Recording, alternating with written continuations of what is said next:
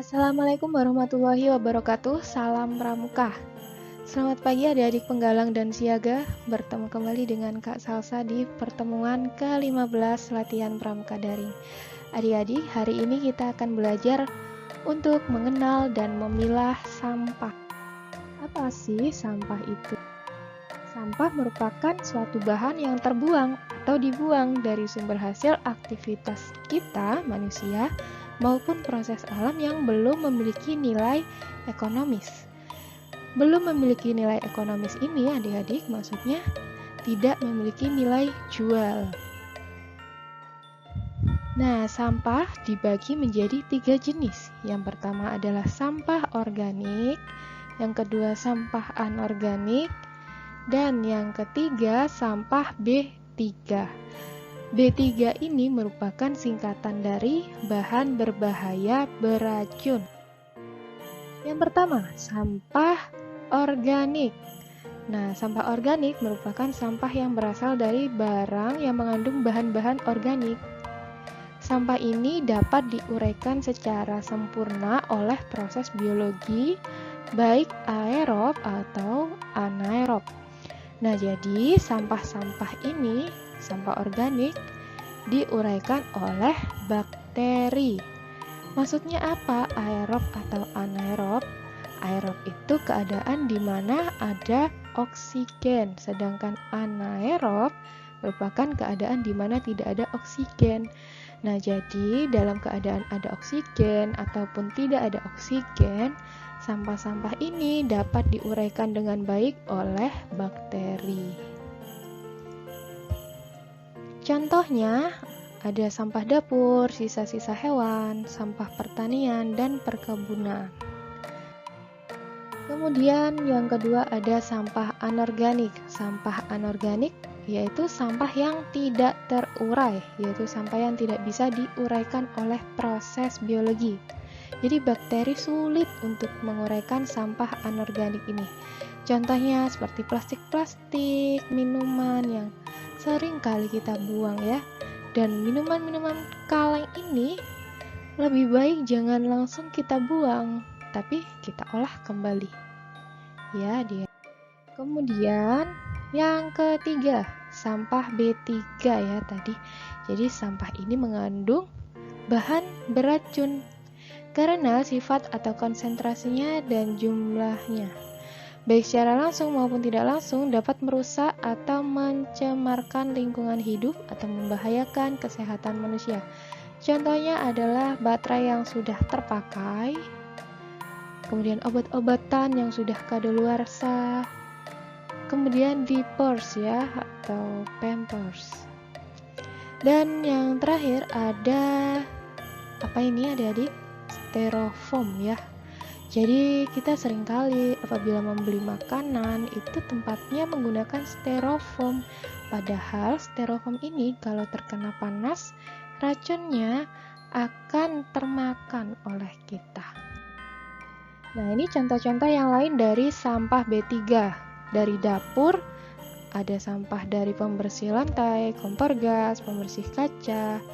Dari tempat cuci ada pemutih, deterjen, dan lain sebagainya ya. Kemudian sampah ini apabila kita buang sembarangan akan terjadi penumpukan dan akan menjadi sumber penyakit untuk kita. Nah, solusinya gimana? Jadi, caranya kita harus mengurangi sampah. Yang pertama, kita minimalkan penggunaan tas plastik. Kenapa kok tas plastik? Karena tas plastik ini merupakan sampah anorganik ya. Kemudian membiasakan membawa tas belanja dari rumah. Meminimalkan penggunaan tisu. Kenapa meminimalkan penggunaan tisu? Adik-adik, apabila kita menggunakan tisu secara sembarangan, sebanyak-banyaknya kita ambil setiap hari. Nah, padahal tisu ini ya, adik-adik diproduksi dari pepohonan. Apabila kita menggunakan tisu dalam jumlah yang banyak, maka produksi tisu juga akan semakin meningkat. Jadi pepohonan-pepohonan yang ada di hutan bisa saja gundul. Kemudian memilah sampah. Nah, kita harus memilah sampah sesuai jenisnya. sampah layak kompos. Nah, sampah layak kompos ini merupakan sampah yang bisa kita olah menjadi kompos. Nah, ini kita bisa menggunakan sampah organik ya adik-adik. Kemudian sampah layak jual. Dari plastik-plastik itu sebaiknya jangan langsung kita buang, tapi kita jual kembali agar didaur ulang. Atau bisa langsung kita daur ulang menjadi suatu kerajinan. Kemudian kita dapat memanfaatkan sampah kembali. Contohnya memanfaatkan halaman balik kertas yang masih kosong. Apabila adik-adik memiliki tugas yang banyak dalam bentuk print out, nah itu baliknya ada halaman yang kosong. Nah itu kita bisa manfaatkan kembali. Kemudian memanfaatkan kertas bekas untuk amplop. Jadi kita tidak perlu membeli amplop. Kita dapat membuat amplop dari kertas bekas. Kemudian memanfaatkan kaleng bekas untuk pot bunga. Karena kaleng tadi juga termasuk sampah anorganik ya. Nah, kalau kita manfaatkan lagi untuk pot bunga, ini tidak akan mencemari lingkungan. Kemudian memanfaatkan isi diapers bekas sebagai media untuk menanam tumbuhan seperti daun bawang. Nah, ini seperti kompos juga ya.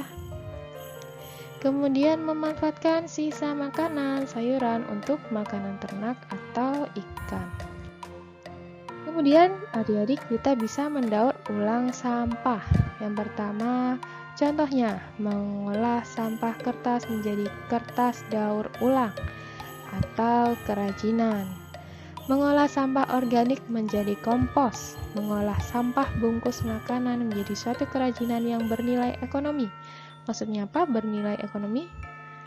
Maksudnya bisa kita jual kembali. Nah, sampah organik kalau kita daur ulang menjadi pupuk kompos akan menghasilkan uang untuk kita ya adik-adik. Dapat kita jual kembali sampah ini. Kemudian sampah-sampah plastik juga yang sudah diolah menjadi kerajinan ataupun yang kita jual kembali.